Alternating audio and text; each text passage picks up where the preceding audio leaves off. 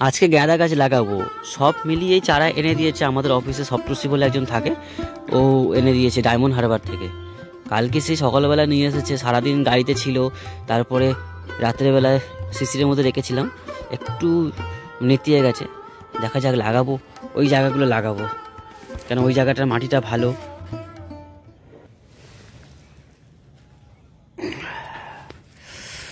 লাগিয়ে তো দিই, তারপর যা হবে দেখা যাবে।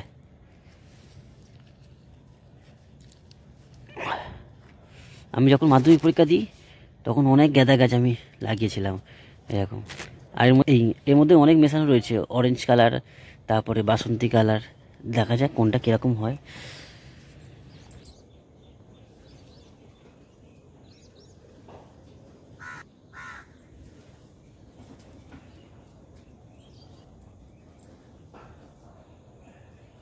সকাল বন্ধুরা, তোমরা সবাই কেমন আছো? তোমাদের সবাইকে জানাচ্ছি পম্পা সৌরভ সিম্পল ব্লগে অনেক স্বাগত আর অনেক ভালোবাসা। আজকের হচ্ছে মঙ্গলবার, সকাল সকাল একদম বাসি কাজকর্ম করে স্নান সেরে নিয়েছি। ওই দিকে লাগাচ্ছে গাঁদা গাছের চারা। কালকে যে এনেছিল রাত্রিবেলা দেখিয়েছিলাম, ওই চারাগুলো একটু কেমন নেতি নেতি মতো গেছে।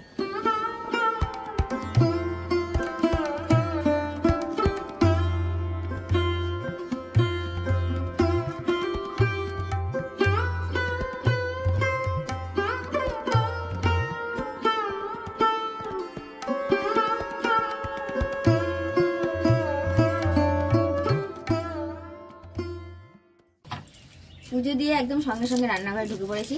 আজকে রান্না হবে হচ্ছে পালং শাকের চচ্চড়ি আর ভোলা মাছের ঝাল, একটু ঝাল হবে। আজকে হচ্ছে তাড়াতাড়ি যাবে, আজকে ওটাই গ্র্যান্ড হোটেলের ওখানে যাবে। ওখানে কি বলতো, যেখানে ও যাবে না কাজে, ওখানে দোকানপাতি বসার আগে মনে ওদের ঢুকে যেতে হবে। ওই জন্য একটু তাড়াতাড়ি, যখনই গ্র্যান্ডে যায় তখন একটু তাড়াতাড়ি বেরোয়। আগে মাছের মশলাটা করে দিই, দিয়ে তারপরে পালং শাকটা কাঁচা লঙ্কা শুকনো লঙ্কা মিলিয়ে দেবো। হাত পুরো বেঁকে যাচ্ছে ঠান্ডায়।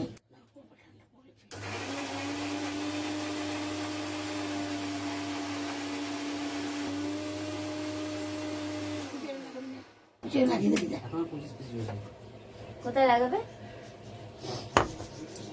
আজকে না হাতগুলো আঙুলগুলো কেমন কনকন করছে ঠান্ডায়। চান করিনি যখন, তখন কিন্তু কোনো কষ্ট হয়, এক ফুটটা ঠান্ডা লাগে না।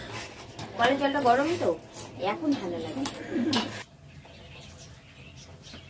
আগে সোয়েটারটা পরি নাই, খুব ঠান্ডা লাগছে। আবার এই ফ্রিজে সবজিগুলো কাটবো না, আরো ঠান্ডা। ফ্রিজে সবজিগুলো ঠান্ডা। কেন বিয়ে পরে দেখি না পৌষ মাসে পাখা চলতো বড় ঘরে।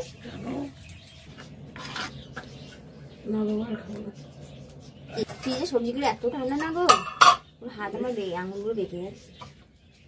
তুলসী গাছ বেরিয়েছে, রাম তুলসী তুলসী গাছ বেরিয়েছে। যেখানটা সরিয়েছিলে দেখবে কম একবার কোনখানে? এই দেখো, দেখেছো? ওই দেখো, ওগুলো তুলসী গাছ। হ্যাঁ তুলসী গাছ ওটা। তুলসী গাছ এগুলো, তুলসী পাতা এরকম হয়? তুলসী গাছ টপের মতন ফার্স্টে হয়, এই যেগুলো টবের মতন ফার্স্টে হয়, তারপরে এরকম হয়। কোনগুলো বলে তুমি বুঝতে চাই? গুড়ি গুড়ি গুলো? ও ওই গুড়ি গুড়ি গুলো সব তুলসী গাছ। এটা তুলসী গাছ না, ধরো একটু ধরে নাও। যখন তাড়াতাড়ি লাগাবো তাড়াতাড়ি কাজে যেতে পারবো।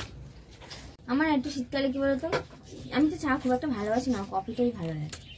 আর ও যা কফি বানায় না, কফি একদম নাম করা। বিয়ে আগে তো কফি বেশি চালাতো।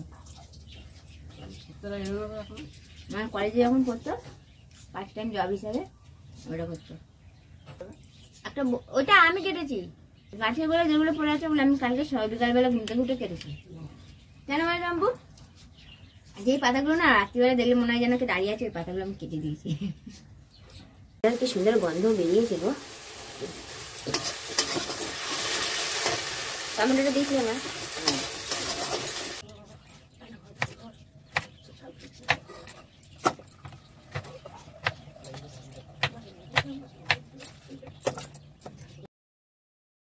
যেদিনকার মামপুর তাড়াতাড়ি কাজে যাওয়ার থাকে, সেই দিন আমার আর মায়ের এতটা তাড়াহুড়ো লেগে থাকে কি বলবো।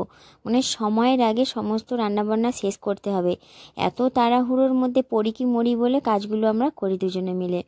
মা ওইদিকে রান্না করে আর আমি একদম ঝটাপট সমস্ত কিছু কেটে বেটে জোগাড় করে দিই। দেখলেই যে মা মাছের মশলাটা কষাচ্ছে, মাকে বললাম যে আপনি মাছটা করুন, তারই ফাঁকে আমি ঝটাপট সবজিগুলো কেটে দিচ্ছি। তো সবজিগুলো কেটে ধুয়ে নিচ্ছি। তারপরে মা সবজি ভাজতে ভাজতে শাকটা কাটবো, মানে পালং শাকটা কাটবো।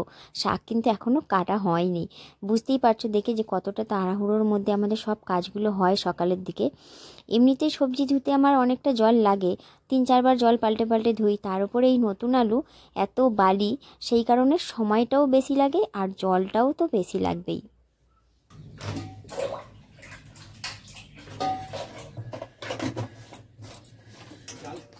এগুলো ভাজুন মা আপনি যতক্ষণ ভাজা ভাজা আমার শাকটা হয়ে যাবে।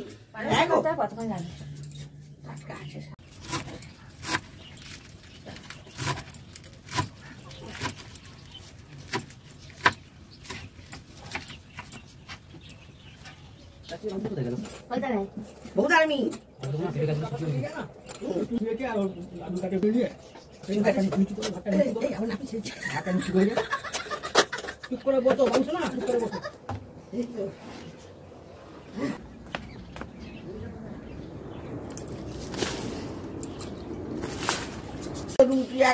দেখো পালং শাকটা এক কড়া দিয়েছিল, কত নেমে গেছে।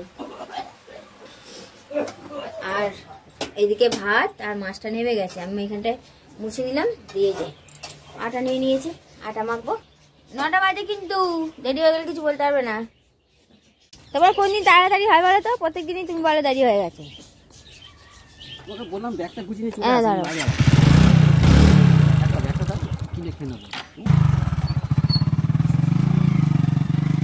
ওর প্রত্যেক দিনে দেরি হয়ে যায়। কাজে আসার সময় এমন করবে রে বাবা, রে বাবা, কুদো কুদি। ও কাজে চলে যাওয়ার পর টিফিন করে নিয়েছি। আর বিছানার গদিটা না আজকের উল্টে দেবো। কেন বলো তো? একভাবে একই রকমভাবে না অনেক দিন পাতা থাকলে যেই জায়গাটায় শুই ওই জায়গাটা কি বলো তো নিচু মতো হয়ে যায়। হ্যাঁ, ওই গর্ত গর্ত মতো হয়ে যায়। ওই জন্য প্রায় 1-1.5 মাস ছাড়া ছাড়াই না এরকম উল্টে দিলেই একদম পুরো গদিটা একদম সমান হয়ে থাকে। আর শুকলে না কোমরে লাগে না, ওই কারণে উল্টে দিই। আর গদি তো খুব একটা ভারী হয় না, এগুলো ফর্মের গদি, ওই জন্য একাই উল্টানো যায়। ভেবেছিলাম আজকে গদিটা চেঞ্জ করছি যখন, খাটের তলায় ঢুকে খাটের তলাটা ঝাড় দিয়ে পরিষ্কার করব। আসলে কি বলো তো, এতটা কাজের চাপ সকালবেলা তো দেখোই কতটা তাড়াহুড়োর মধ্যে থাকি। তারপরে পুরো সংসারের কাজকর্মের দায়িত্ব একা আমারই। তার উপরে বেলায় এক্সট্রা আরও অনেক কাজ থাকে, এডিটিং থাকে। এইসব করার পরে না আর হয়ে ওঠে না যে প্রত্যেকটা দিন খাটের তলায় ঢুকে ঝাড় দিয়ে পরিষ্কার করব। ওই কাজটা না মাঝে মধ্যে করে থাকি। ভেবেছিলাম আজকের করে নেবো, কিন্তু কী বলতো ওই যে সময় হয়ে উঠলো না, এডিটিংয়ের কাজটা বাকি ছিল। ওই জন্য ভাবলাম গদিটা চেঞ্জ করে রেখে দিই, ওই কাজটা না হয় আরও অন্য কোনো দিন করা যাবে। আমাদের এখানে কিন্তু এই দাদাটাই আসে প্রত্যেকবার মশার তেল দেওয়ার জন্য।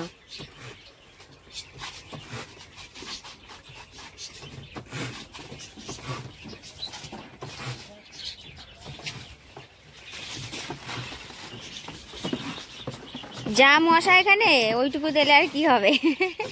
পুরো গাড়ি ধরে উল্টে দিলেও কিছু হবে না, কিন্তু ওনাদের ডিউটি ওনাদের তো করতেই হবে, তাই না বলো?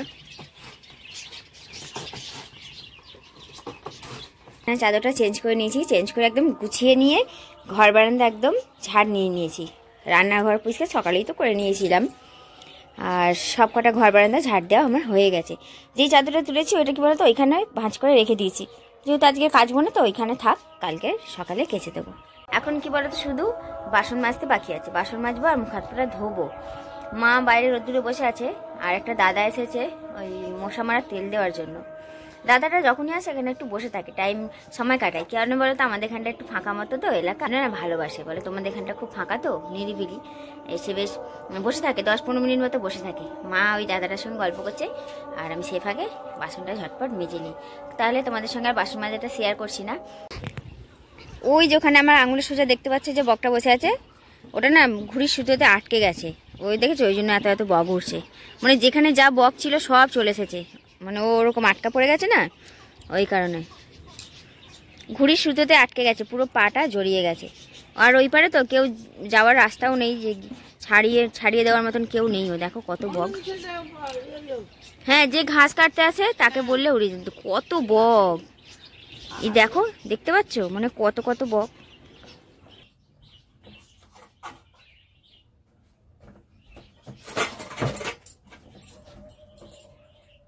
কিন্তু ওই দাদার অপেক্ষাতেই ছিলাম যে দাদা কখন আসবে আর আমরা ডাকবো। দাদাকে দেখতে পেয়ে আমি ডাকলাম ওই জন্য। ওইখানে দেখুন একটা বক আটকে আছে, ওই একটু সুতোটা একটু ছাড়িয়ে দিন না, শুধু একটু সুতোটা ছাড়িয়ে দিন যাতে ও উড়ে যেতে পারে। পড়ে যাচ্ছে গো উঠতে গিয়েও।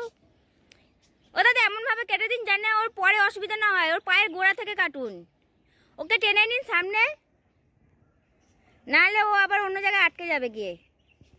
ওর পায়ের কাছ থেকেই একদম কেটে দিন যাতে ওর অন্য জায়গায় আটকে না যায় আবার।